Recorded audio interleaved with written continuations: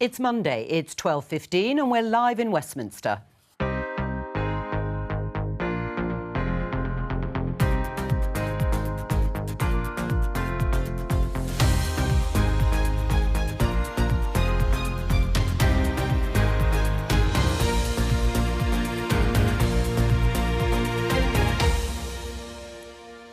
With me today, Conservative MP Matt Warman, Labour MP Lloyd Russell-Moyle, Liberal Democrat Daisy Cooper, and The Spectator's Deputy Political Editor Katie Balls.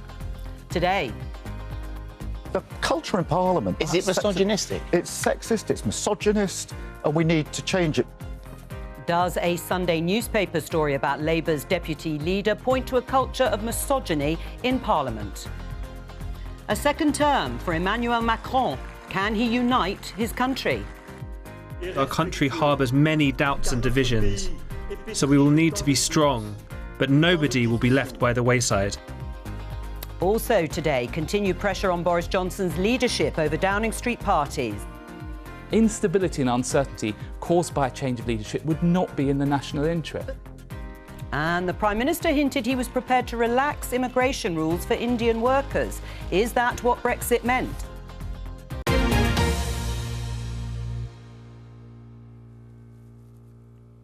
Let's start with the ongoing outrage and reaction to the Mail on Sunday story about claims by unnamed Tory MPs that Labour's deputy leader, Angela RAYNER, deploys a strategy of crossing and uncrossing her legs in the Commons chamber to distract the Prime Minister, Boris Johnson, as in the 1992 film Basic Instinct. Boris Johnson, the Prime Minister, has responded with this tweet. As much as I disagree with Angela RAYNER on almost every political issue, I respect her as a parliamentarian and deplore the misogyny directed at her anonymously today. This was yesterday. You heard the Labour leader Keir Starmer there in the headlines condemning the report. And speaking on ITV's This Morning show, he said there was a culture of sexism and misogyny at Parliament. Do you agree? So I think there are clearly problems. Whoever said this outrageous thing needs to, I think, spend a lot more time looking at themselves than looking at Angela RAYNER. But there are also clearly problems in the way it was reported. There's problems in some of that toxic media coverage as well. So I think there's lots of issues to address. Right, but is there a culture of misogyny and sexism in Parliament? Well, what makes me saddest about this story in some ways is that it doesn't reflect the Tory party as I experience. Now, I appreciate that I'm perhaps not the best spokesman for that because I'm clearly not a woman, but I think what I've seen is something that is tolerant, where even someone like Jamie Wallace has praised the tolerant environment that he's found in the Conservative Party and even from the Whip. So I think it's very sad that there clearly are some dinosaurs willing to talk to the media in this way. Is Parliament misogynist and sexist, Lloyd? Well, every workplace in Britain has elements of misogyny and sexism, and so that must be the starting point. And if your starting point is to deny that, then you've got a problem as well. Is Westminster worse than other workplaces? Well, in many areas it is. And Labour, when we were in power, produced many reforms, all women shortlists, better working practices and hours, but there was far more still needed to be done. And I worry that what happens is this kind of reporting and the fact that someone thought it was OK to say that to a reporter, and rather than it being reported as outrage, it being reported almost verbatim what they said, shows that there is a culture among some that this is the kind of thing that you can get away with. Culture of misogyny and sexism in Parliament? Yes, absolutely. And I think almost every single woman in Westminster, whether an MP or a member of staff, will have experienced some form of misogyny or sexism, and there is no place for it in Parliament. What worries me is that just a couple of weeks ago, Rishi Sunak was very, very quick to order an investigation into who leaked information about his wife's non-dom status, and yet today we still haven't seen any announcement from the government about whether they're going to have an investigation into which MP said these comments. I think they should be named and shamed. Right, just before I come to you, do you think that should happen? Should they be named and shamed? Should there be an investigation? Yeah, I think there should be, but it's very different investigating a backbencher than it is a leak inquiry in government. But the principle, I absolutely agree with. This idea of a culture of misogyny and sexism, Katie, how do you find it as a long-standing lobby journalist? Look, I think you can just look at, stories in recent years. The fact that there hasn't really been an HR service, so to speak, when it comes to parliamentary staffers. There's clearly issues of sexism, and I think there's also a power imbalance. And you look at this story, which clearly was distasteful, hence why, you've got politicians across the spectrum coming out to condemn it, questions of why it wasn't, sexist slur against Angela Rayner. But also, on that same Sunday, there's a story in the Sunday Times alleging that 3 cabinet ministers have been referred for sexual misconduct. So there's clearly serious issues, and I think that it spreads across government. It's not just, one anonymous MP when we're talking about the culture, if we are going to have that discussion. Right, you referred to the revelation, I think it was from the Speaker, Lindsay Hoyle, wasn't it? And this is following an independent process being set up for people to make complaints. Is there a sense that the outrage across the political spectrum has shown that things have improved?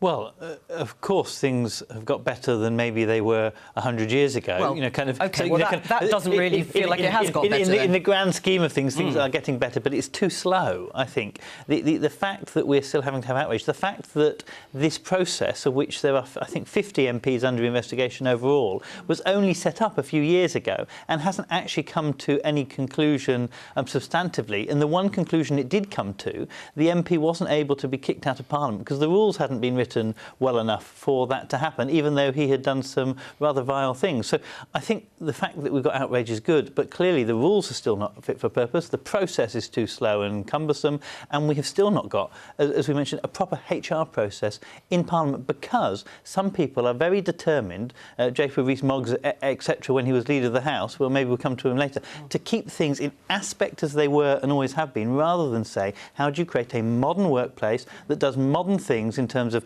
work practices, in terms of HR, in terms of employment. No other parliament in the world that I know of do the MPs directly employ the staff. They are employed via a process. In the Australian Parliament, the Speaker employs all the researchers, but they are there working at the behest of the MP, just like a head teacher doesn't employ the teachers, but they work at the behest of their teacher, the local authority or the academy chain does. So these practices that we have got are so outdated, and they allow a hidden culture of then misogyny and sexism to fester. It's not that the processes themselves are misogynistic, but they allow that kind of hiddenness to continue, and in darkness and in the shadows, that's where sometimes these things happen. And sometimes they happen even in broad daylight, in restaurants and bars, or even in the chamber. Right, and these are processes, but why do those things continue in Parliament? Why is it that it hasn't progressed in the way that Lloyd has just set out? So I think there are... My reflection on these sort of debates is that MPs have historically spent a lot of time saying, oh, Parliament is a unique environment, we need to consider this, that and the other.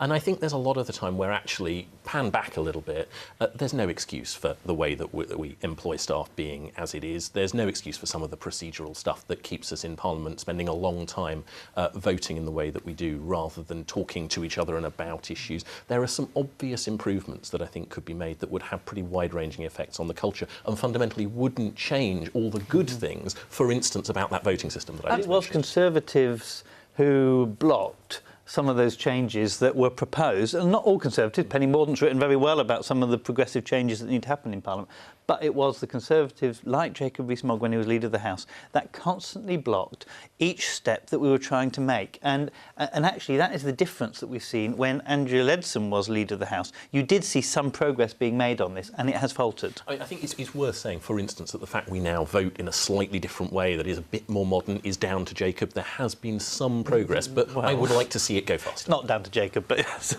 Let's look at the other side of this issue, which is the story itself and the journalists concerned, because the Conservative MP Caroline Noakes, chair of the Equalities Committee, has said that the journalist in question should have their lobby pass revoked. Before I come to you, Katie, do you think that should happen? I think, so I used to be a journalist, I think this is one of those occasions where I like to think I would have said I don't want to write that story. I think there are clearly questions for the publication should he have his pass revoked? But ultimately I struggle to sort of say we should pin the blame on the one Daily individual. Mail it's should the revoke him. The Daily Mail has issues yeah. around it. Yeah, the Daily Mail editor and the owners should be stepping in. It's not down to MPs to decide which journalist is allowed in or not, but it is, I think, down to the responsibility of the editor to take some responsibility here. Well, I think we need to have more information about who took this decision. Was it the journalist or was it the editor? Now, I used to work in press regulation, and I'm all too familiar with numbers and numbers of stories of journalists who are told that they have to write a particular story and they have to have a particular bent. So if that decision was taken by the editor, which I expect it probably was, then I think we ought to put our mire towards the MP who actually said those remarks and the editor who decided to actually print the story. Right, well, Katie, you're a journalist. What do you think? Yeah, I mean, I think everyone's clearly saying their opinion on the story, and it's quite clear that it's a unanimous decision that the story has completely misfired and is distasteful.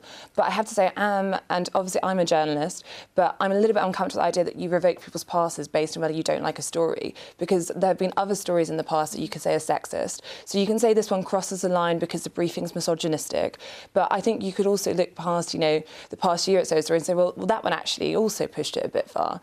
And therefore, I think in terms of the precedent that sets, I think there are other ways to tackle this. And also the fact that it's hard to find a single politician, imagine that anonymous Tory MP is staying very quiet at the moment, to come out publicly and defend this, does suggest that that's maybe the better way to go about this in terms of public reaction to this rather than revoking. Can you explain, though, to viewers how anonymous briefings sort of work? Journalists speak to politicians all the time. So we've had in this story an unnamed Tory MP, and a decision is made by the journalist. As Daisy said, there was a process, no doubt, that was gone through to decide whether to write the story in the first place and how it would be written. But what is it that goes on in that relationship with anonymous briefings? Yeah, I think nearly all journalists in the lobby tend to use anonymous briefings. Now, sometimes that's a call on background. Off the record, there are different terms for it. And there are always people who say, oh, I don't like the lobby system. There is too much darkness. There's too much of a grey area. It should all be on the record. I think the issue with that is often you will just not get the insight from on-the-record quotes that you would from speaking to people privately. But what it rests on in order to work is obviously having long-formed relationships with people, trusting them. And I think also where you can say, who this person is, in the sense, are they a member of government? Are they close to the Prime Minister? Are they just one of many, many Tory MPs, and therefore we don't need to put as much weight into what they're saying? And I think that way you can win a bit more trust from the reader in terms of having anonymous quotes, but I think offering some insight into whereabouts they're coming from. Right. I mean, Chris Philp, your colleague, Tory MP, has said that anyone with information on this should bring it forward. Is it the responsibility of you and your colleagues to call this out? Yeah, I think it is. And obviously a free press, free speech, all that stuff is hugely important. But ultimately, this is the sort of thing that I think we shouldn't be hearing from MPs of any flavour. And I think MPs should be are right to condemn it, and are right to condemn it in the way that we have been. Right. I mean, in terms of gutter journalism, which is what Angela RAYNER has called it, would you just have liked to see the story written in a completely different way? Well, I think the story probably should have been outraged that a Conservative MP can't keep his eyes off a woman crossing her legs and is unable to focus on his actual job. If the journalist had written a story like that, I think we would be praising a journalist investigating problems with backdated views of MPs. The problem is, has the media not developed a fascination with the kind of tittle-tattle and of people's personal lives? We know Angela RAYNER herself has been a subject to kind of paparazzi outside her flat, taking photos of whether her or whoever's coming out of her flat has a toothbrush in her pocket, all that kind of tittle-tattle rubbish. And I suspect what's happened is a culture has developed that for some politicians, probably particularly women or maybe politicians of colour, but women in particular, that they are good targets of this tittle-tattle journalism, and therefore it probably went past the newsroom and no one blinked an eyelid because the culture has been set. All right, we're going to talk about the French presidential election. Quite a lot of drama last night. Emmanuel Macron has become the first French president to be re-elected for a second term in 20 years. But there are questions about the scale of his victory, whether or not it represents a triumph of centrism, as some have called it, or was it actually more a rejection of the far-right rival, Marine Le Pen, who won nearly 42% of the vote, and actually it was her strongest performance to date in terms of presidential elections of the past. There she is there, obviously being congratulated by her supporters. Emmanuel Macron said in his victory speech that from now on I am no longer the candidate for a party, I'm everyone's president, but he conceded that France was full of anger and division and promised no nobody will be left by the wayside. How will he do that then, Matt, in terms of unifying France? Well, I think what he's talked about is acknowledging that there are issues, acknowledging that large numbers of people voted to stop Le Pen rather than for him. But what I hope more broadly is that the UK government will be able to, outside the fire and brimstone rhetoric that's sometimes required in an election, to work more broadly and more pragmatically with the French government to tackle shared issues, whether they be Ukraine, whether they be immigration, a whole host of things where a good relationship with our closest neighbour is really important, and hopefully we'll be able to move on to that. But what will change? It'll still be Boris Johnson and Emmanuel Macron. What's the reset going to be? Well, I think ultimately we all say things in the course of election campaigns that make working with partners harder. Outside that, I think it will be easier, and I think you've already seen the Prime Minister congratulating President Macron, reaching out, trying to emphasise. You'd expect that at the very least, wouldn't you, Matt? What do you think will change? Will there be a reset? Well, it would require Boris Johnson not tweeting letters that he sent privately to Macron about immigration resulted in Priti Patel's trip being cancelled. That wasn't... Boris Johnson wasn't in an election campaign, and he still did that and aggravated the French and the French president. So it requires probably a reset, I think, on our side, because we have been the people doing as much aggravating as the British government as Macron has. I think, broadly, this is a success for everyone who is anti-Putin. You know, we have seen Putin's preferred candidate trounced at the polls, but this is also a failure of centrism, because it is the third time now a Le Pen has got into the runoff with a centrist candidate, whether it's centre-right or just dead centre, I think is how Macron sees himself. And I do think it is time for socialists, social democrats, liberals in France and probably around the world to start realising that we need to work better together to make sure that we actually defeat these kinds of politics, not just at the ballot box by a few percentage, but in the ideology of making sure that we improve people's lives. Because lots of people were unhappy with Macron in France. 90% of people who voted for Macron said that they voted to stop Le Pen and not for him. That's a huge number. And that needs to change, because otherwise it undermines democracy. Well, and the Socialist Party barely made it through in the first round. Yes, although the far left Communist Party did very well. Is it a failure of centrism? I think it is a resounding defeat of a pro-Putin candidate, and I think that is a good thing for Europe. Yeah. I think it's a good thing for NATO, and I think it's a good thing for the people of Ukraine, quite frankly. But I think what we've seen in France is what we've seen across a number of countries, which is that politics is becoming incredibly polarised. Why? Why did she get, Marine Le Pen, 42% of the vote for what most people would still regard as a far-right agenda? But it has caused shockwaves in certain circles. But she showed a very strong campaign on cost of living. Well, that's precisely it. I think, as the analysis takes place as to why people voted the way they did, some of that information will come out. But there's no doubt that a number of people did say it's the cost of living. And, the phrase, it's the economy, stupid, right? People are feeling the squeeze right across Europe, in many countries, and here in the UK as well. And when people are feeling the squeeze and they can see their bills going up, it does create a sense of resentment. It can create a sense of haves and have-nots. It can create more divided communities. And often there are political parties that try to exploit that. And I think what we can see is Marine Le Pen tried to do that. And here in our own, in the UK, there have been politicians that have tried to do that as well. Right. I think you could, though, characterise President Macron's strategy now as to unite and level up, not dissimilar to what the UK government is. So we're seeing... I think drawing the parallels is quite a stretch.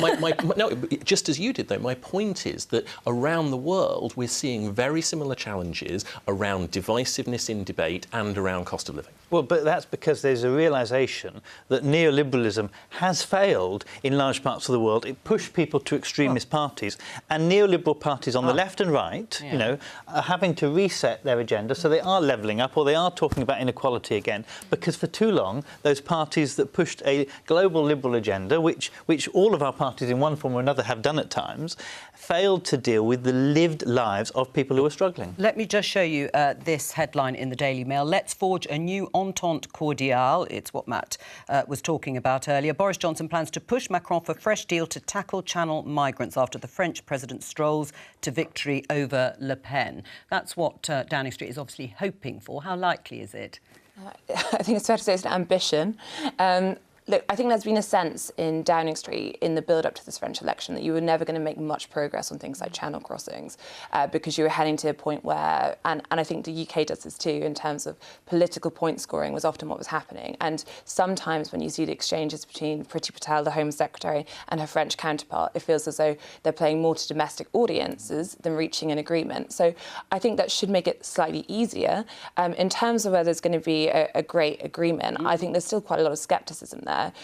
In terms of what Macron wants to do in Europe and positioning, there's many reasons that I think it's hard to see where exactly Boris Johnson and Macron will find that level of common ground. But if you look at the Rwanda plan for small boat crossings, I mean, first off, we know that it's going to be challenged. Already there is talk of legal challenges to it, so it could take a while to get going.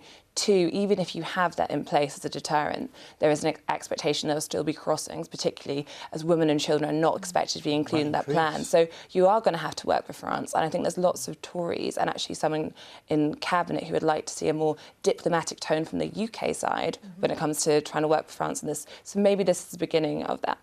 Will there be a more diplomatic tone? Would you like to see that? I think we'd all like to see a more constructive relationship, yes, but I think it is definitely true that Britain needs a constructive relationship with France in combination with other schemes, such as Rwanda or whatever, in order to tackle a problem that needs a multifaceted solution. Well, the other problem, of course, much closer to home, is the issue of Partygate. We heard last week some senior Conservative MPs joining opposition calls for the Prime Minister, Boris Johnson, to go. This is the headline in The Times. Sue Gray reports so damning, Boris Johnson will have to quit. Sue Gray being the senior civil servant who was tasked with carrying out her own inquiry report, was only able to publish an interim report until the end of the Metropolitan Police inquiry into a whole list of parties. What's your reaction, Katie, in terms of this headline and where we are? So I think there's been great concern for some time about what Sue Gray will say in her report. I think also many have almost... It's been going on for so long, the idea it's going to be published, that it's dropped off the agenda to a degree. But when you're looking at flashpoints for Boris Johnson in terms of whether he remains as Prime Minister, people talk about the local elections. I think that there's always been a sense that more fines than the Sue Gray report would be the most problematic. And yes, that can feed into bad at local election results. But given people expect to be very damning, and perhaps specifically so with the Prime Minister, that could be harder to shake off, particularly as in there are Johnson allies who are quite optimistic, but they have been optimistic before and been wrong, that Boris Johnson will receive minimal fines. Now, in that scenario, if the birthday cake incident is perhaps one of a small handful of fines, many MPs see that as the thin end of the wedge, not the worst. The issue with Sue Gray's report is if it goes into detail about all these alleged events that MPs see as far more problematic, involving drinks, potentially in the Downing Street flat, I think that could make some who are on the edge at the moment, don't really know who to replace Boris Johnson with, so staying home, it might turn them and make them recalculate. If Boris Johnson receives another fine from the Metropolitan Police, will you continue to support him? Well, let's deal with that issue when and if it arises. Listen, I have heard this, and we all have, from a lot, obviously, of Conservative MPs and ministers. You are representing constituents who will no doubt be very disheartened by this ongoing saga, one way or another. You will know, because one fine has been issued and there could be others. We're in the middle of this. It's not speculation in that sense. You can't dismiss it in that way, Matt. If Boris Johnson receives another fine, will you withdraw your support? So I think we have seen a situation that is clearly going to evolve. What is not going to change are the points that you heard the party chairman make on Sunday around that broader context of the disadvantages of changing leader at a time like this. Well, except if you change the leader, you might be able to put all this to bed. You might actually be able to draw a line under it and concentrate on the issues that I heard Oliver Dowden talk about. And actually, this is the distraction. Well, I don't see anyone beyond the Prime Minister who is going to go beyond what he has achieved in terms of the global response to Ukraine, massively welcomed in Ukraine, and elsewhere, literally roads today having their names changed to Boris Johnson Avenue, that sort of response is something which is not going to change. Now, I understand the point you're making, which is that is there a drip effect where some people will change their opinions? Clearly, that is true for some people. I don't see myself being one of those, but obviously, what we should do, I think, is deal with the situation when it arises, rather than keep saying, well, what about this or what about this? Let's deal with the facts as we have them, rather than invent what are a series of hypothetical scenarios. Well, Boris Johnson isn't going to resign, and at the moment there isn't any direct pressure for him to do so. Well, there is some direct pressure from his backbenchers. We heard that already last week. It's mounting. It's not got over the threshold. Well, and until that happens, there isn't any... You're quite right. But this country does have a precedent of changing leaders during war and national crisis. We did it under Crimea. We did it First and Second World War. We did it in the Gulf War even. Usually the Conservative Party actually do it. And I'm not advocating right at this second for a Labour Prime Minister even, although I would love that. What I think needs to happen is we need to get a competent Conservative Prime Minister. You've got the majority, but you need to have now someone that leads the country honestly and without misleading Parliament. And we know now that he did mislead Parliament. We don't know whether he did it deliberately or not, but we know he misled Parliament. And we also know that this is exactly the kind of thing that people, the strong men like Putin, love. They love people undermining democracy, they love people undermining trust, and it helps them in this divide and rule kind of way that undermines democracy. And the best thing that we can do in this global fight with Russia and in Ukraine is to have a leader that can stand strong on the world stage without having to be marred with questions about his honesty. Matt respond, and I'll come to you, Daisy. Putin has publicly identified Boris Johnson as his public enemy number one. I don't think that's what he'd be doing if he was claiming that democracy was being undermined. And I think, actually, where you talk about changing leaders, what we have is a record historically of leaders being changed when policies have failed. That is categorically the opposite of the case that we have now. Well, the policies are failing the people of Britain in cost of living. The policies are failing the people of internationally, where we are now having kind of immigration policies that are nasty and ruthless. And actually, the policies of where we got to Ukraine is hardly a great success story because it was a policy of see no evil, hear no evil, with Russia, where we had to force the Russia report out, and in terms of just how we treated Crimea. So actually, it is a policy of failure. The vast majority of those are arguments you would be making regardless of Partygate, and quite legitimately. You're quite right, because I'm fed up with Partygate. I want to talk about the actual issues. So we have families across the UK who have made the most enormous sacrifices over the last 2 years, and they are deeply distressed and angry that a man who wrote the rules and preached the rules then broke the rules. And when he was found out, he misled Parliament, misled the public, and then lied and lied and lied again. We're now hearing that there could be a Sue Gray report, the full report, which will produce even more damning evidence than we have already. We have a cost of living crisis, we have the war in Ukraine, and at a time of national and international crisis, the British public need a leader they can trust. And at the moment, the British public cannot trust Boris Johnson. Katie, there's some speculation that an early general election in 2023 is being considered by Conservative strategists. What have you heard about this? So I think this is interesting. There's always been questions of, will they go in 2023 or go to 2024? And David Canzini, who's a Deputy Chief of Staff, in one of his first meetings when he came in March to special advisors, so government aides, was to say, you have to be ready for an election as soon as possible. We could go as early as 2023. And I think it was partly trying to focus minds and try and say, there's no time to waste. Now what's being pitched is this idea that you could have a 2023 election because it makes it harder to get rid of Boris Johnson. If there is the plan, I would suspect it's better not to brief that out because there's still quite a bit of time to get rid of Boris Johnson. And those who are thinking, there's still next summer, might think they want to move now. So I can almost see the rationale. I think if that is your plan, it's probably better being a secret plan when MPs are as twitchy as they are. It sounds to me like it's a desperate announcement by a desperate government that's trying to keep its backbenchers on side. That's clearly what's going on. Would you welcome I think if you wanted to keep your backbenchers on side, then announcing the prospect of an early election is not the way to do it. So I think think what we're seeing here is some sort of fairly typically frothy reporting. I think actually what the Prime Minister wants to do and what this government absolutely should be doing is getting on with tackling all of those big issues that you talked about. Yes. Whether it's the cost of the government has singularly failed on the cost of living crisis. Those are arguments. Families are really struggling. Those are arguments you would be making, whatever the performance hang on, of the government. On the cost of living, are you saying you would? Whatever the performance of the government is. Well, would you like to be talking about cost of living more, to say that taxes have gone up, that people have got rising energy bills, you're only helping with a smallish proportion of that? You'd rather concentrate on that issue, would you? Oh, look, the Prime Minister, the Chancellor and your have record been on it. absolutely upfront about saying how hard these challenges are, about why it is a Conservative government that will secure the economy that allows us best to deal with those. Well, all of those issues are absolutely things that we should be talking about, and they are long-term issues that will take us a while to deal with and would take any government a while to deal with. Would you welcome an early election, Lloyd?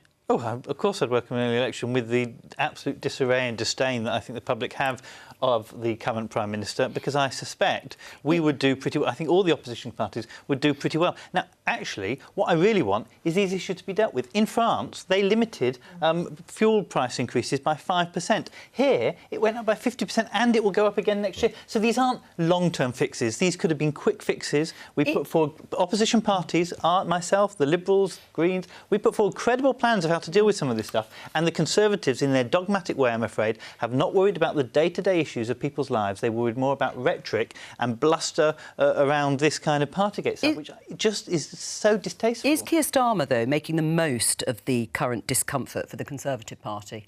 Well, I hope he is making the most of it, but the most... Well, what do you think? Is he? I mean, is he cutting through enough? Is this getting through to the voters ahead of... Keir's takedown of Boris's credibility in Parliament the other week, I thought was masterful. It was calm, it was considered, but it was clear, but also linked to the policies around fuel prices that we would tackle, I think does cut through. I've been door knocking on the weekend, and the Conservative vote is dreadfully soft, and the Labour, Liberal, Green votes are much more buoyant because people want change, and it does feel like that moment of sleaze that we had in 92 to 97, where people just felt the country was on its knees, it was in sleaze and mire, and politicians couldn't be trusted. I think that's the time that we are now, and I think Keir is a man of the time, an honest, honourable man that's coming forward. So I do think that he's cutting through in that sense. Matt? Well, I simply don't think it's true that Labour have put forward credible plans on any of these serious the fuel issues. prices For instance, the idea of a windfall tax on energy companies would depress the ability of those companies to invest just when we need them to do That's it most. Not correct. So I simply not true. Oil-producing companies are not the ones investing. I simply don't see the credible plans that the opposition say that. All right. A windfall tax is on the profit. And the truth is that if the country were in the dire, extraordinary condition that Lloyd describes it in, then Keir Starmer will be 20 points ahead. Well, we'll see, of course, what happens. Well, we'll see what happens. We'll see what happens in the elections. Lloyd, just before we move on, yesterday the Labour leader Keir Starmer was asked about Jeremy Corbyn, the former Labour leader, and he said it would be very difficult to see how Jeremy Corbyn could rejoin the party because he lost the whip some time ago. Do you agree with Keir Starmer? It'd be very difficult for Jeremy Corbyn to be allowed back into the party. That's not my call about whether he's in the party or not. I think it's I know it's not your call, but would you like him to be? I would love him to be back in the party, but I think it takes two to tango. And that means what has to happen? That means both sides need to come together and make some movements. And if Jeremy's not willing to make movements, and if Keir's not, then of course it can't happen, can it? And I think that's a great shame. But the latest stuff around NATO is not what I agree with, and probably is not, I think, where the party is. So it does make it much harder, and that is regretful. That is a real shame, and we shouldn't have got here, and we could have avoided it. But we are where we are. That profound phrase. Let's talk about immigration. Show you this headline in the Daily Telegraph. Brexit was supposed to take back control of immigration. It hasn't. That's the claim from Nick Timothy, former advisor to Theresa May when she was Prime Minister. He claims that the new points-based system for immigration is designed to keep numbers high and that the government will be in trouble when the public realise this. We're joined by Alp Mehmet, who's chair of Migration Watch UK. Hello to you, Alp. What did taking back control, that famous phrase from the campaign, mean to you? It meant that immigration was going to be controlled. Immigration would actually be reduced as well. and that the government would introduce the policies that would do that. It's done no such thing. And you say it's done no such thing. What are you basing your numbers and figures on? Well, if you look at the points-based system, it actually loosened the whole immigration system for work permits, for example. It reduced and lowered the ceilings for earnings, for qualifications. It abandoned the requirement to look locally first. All in all, it just made it so much easier for employers to bring in cheaper labour from overseas, and indeed no control, because there are no limits to the numbers that they can bring in. Right. Well, let's just... we'll keep you there, Alp, for the rest of the discussion. Matt, is this government still committed to bringing down overall levels of net migration, or was that never really its intention in the first place? Well, yes, it is, but I think what the point for many people about Brexit was being able to have a system that was able to attract the brightest and the best from around the world, rather than simply looking to the EU. And whether that is about doctors, whether it is about shortage occupations, the whole point of having that points-based system is that you are able to increase more control into the system, regardless of the numbers. The numbers are almost a separate issue, but you do have more control in a points-based system than we did in the EU. And that's what taking back control, I think, was about on one level. Of course, numbers are a part of it, but they are hang on. Well, when you say numbers are a separate thing, what are you talking about? What did the government promise when you look at the figures? I mean, the latest estimates by the Office for National Statistics, net migration from overseas to the UK in the year ending March 2020 totaled 313,000, the highest in 4 years and approaching the all-time record. Are you saying that numbers don't matter? No, I'm not saying that they don't matter at all, but I'm saying that they are a part of a broader equation. Should the numbers come down or should they not? So I think over time, yes, of course they should. But for instance, what I don't want to see is a large agricultural constituency like mine not being able to attract people to do work in agriculture. Longer term, I'd like to see more mechanisation. Likewise, in the health service and social care, this is about being able to design a system that best suits our needs, which we are indisputably now able to do in a way that we weren't when we were in the EU. Alp, do you accept that numbers are just part of the broader picture? Nonsense. Forgive me for saying so. Of course, numbers matter. It does matter how many people are coming into the country, how much they're adding to the population, the sort of needs that they have, be it housing, be it schooling, be it transport pressures, the NHS. Of course, numbers matter, for goodness sake. And to suggest otherwise, I think, is doing a disservice to the people who suffered the most as a result of high numbers and high net migration. Do you think the government's going back then on what it promised? Well, it never made any attempt to stick to the promise. Just moving on to from the time when Boris Johnson became Prime Minister, and he actually promised on TV, I think, dare I say, on Sky, not only would control be introduced, but numbers would come down as well. Nothing of the sort has happened. As for promising Indian nationals and better arrangements and more visas to come here, I just find that quite baffling, frankly. I really do, because already a number of Indian nationals coming here to work in IT, for example, is more than any other, or pretty much more than any other. And that's happened over the last couple of years. Matt?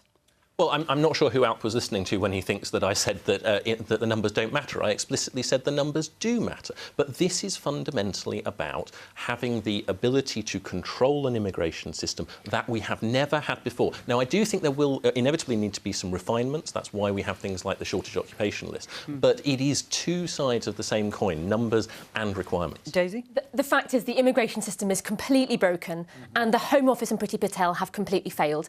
In my constituency of St Albans, hotels. I have pubs, restaurants and cafes and retail saying they do not have enough staff, so they can't stay open for the hours they want to. I have hospitals and care homes that do not have enough staff. They've got huge vacancies, and that means longer waiting lists for operations, and it means that patient safety is at risk. We need a proper system that allows us to recruit the people we need from abroad, whilst also putting in place the training systems we need in this country to train people up. And the government is failing on both counts. Would you return to freedom of movement from the EU, for example?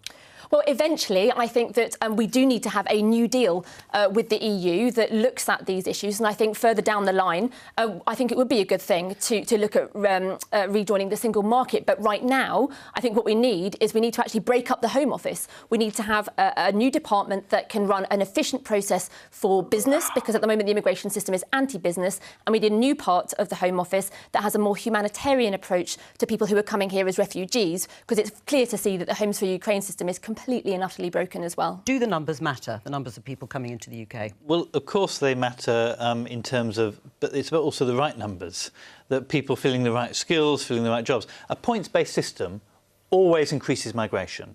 All points-based systems around the world have always increased the numbers of migrants, because they're not actually, points-based is not needs-based. Points-based is, do you have a PhD tick? Not, do you have a PhD in the area that we wish it to be in? And so you have a PhD in, I don't know, kind of navel gazing. But you fulfil and you the fulfil the requirement, and you get in. And that's why, actually, many of us in the Brexit debate said, if you go leave the European Union and have a points-based system, it won't reduce migrants at all. If you want to do that, you could have done it within the framework. But the basis of reducing migration is that you create deals with, first of all, countries that have a similar economic profile with you, because the migration is usually net equal. And then what you do is you reach out on areas of skills that you need. And then finally, you actually make sure you train more people up. It is a national disgrace that our NHS expects to import nurses from the poorest countries in the world. We should be exporting to them. Well, yeah, I agree with that latter point, but to suggest that 840,000 long-term visa grants in 2021 is actually attracting the best and the brightest is just, I'm afraid, something that I will not accept. The system, part of it is broken. Part of it also requires new legislation, possibly, and also some resources and commitment, political backing, so that the job can be done in the way that most people in this country would like to see. At the moment, that simply isn't happening. But you have to accept a points-based system, which is what the country was sold and which has been delivered, was always going to increase migration. And if you want to reduce it, or if you want to make it more regularised, you have to have a quota-based system, and you have to have a system that is needs-based. Sorry. Well, go on. Sorry, that was not how it was. That was not how it was sold. It wasn't going to increase migration. Some of us said that then. The opposite was supposed to happen, which is what most people in this country want. And we do need to train. We do need to train our own people. We haven't been doing that, particularly in the IT sector. We haven't been doing it, and not only have we not been doing that, but we just don't pay enough for those at the lower scale, at the lower end. All right, then I might just get to Katie. The real problem in our communities, and I see this in St Albans, is we have hospitals, we have care homes, we have small businesses, and none of them can get the staff that they need. And they're fighting over the same people. When people are leaving care homes to work in restaurants and vice versa, that is not an immigration system that is working. So the immigration system we have is anti-business, and it's currently anti-NHS. It needs to change. Well, how difficult will it be, Katie, the hints from the Prime Minister, a concession in order to get a free trade deal with India on immigration rules as part of that agreement? Could that be difficult for the Prime Minister? Yeah, I think it could be difficult. Depends how you sell it. I think, to Matt's point earlier, I mean, what you had lots of people during the Vote Leave campaign talk about was controlled migration. And I think, therefore, this idea, there is a sense that this could be a real weak point for the Tories at the next election. I think it's what largely drove the Rwanda policy.